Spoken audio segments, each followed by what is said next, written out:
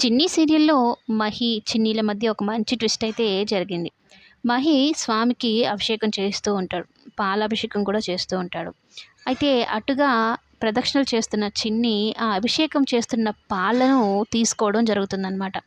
తీసుకొని తాగి ఈ అమ్మాయి క్యారెక్టరైజేషన్ చూస్తూ ఉంటే మొత్తం చిన్నప్పుడేమో ఎంతో సాఫ్ట్‌గా ఉండేది కదా! ప్రతి ఒక్క దాన్ని ఎంత సాఫ్ట్‌గా డీల్ చేస్తదో ఫుల్ ఎమోషనల్, సెంటిమెంటల్‌గా ఉండేది.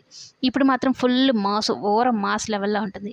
ఈ పాలు కొంచెం సప్పగున్నాయని పంతుల్నడిగి చక్కెర తెచ్చుకొని అందులో కలుపుకొని మరీ తాగుతుంది. తాగడమే కాదు, అమ్మ అన్నం పెట్టిన వాళ్ళని అన్నదాత సుఖీభవ అంటాము.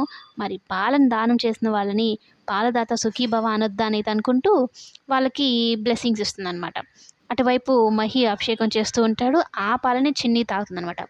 ఎంతసేపటికి చిన్ని, మహిలు హీరో, హీరోయిన్‌లుగా చూపించి వాళ్ళిద్దరిని కలపాలన్నట్టే చూస్తున్నారు గానీ, సత్యం ఎంత మంచివాడు.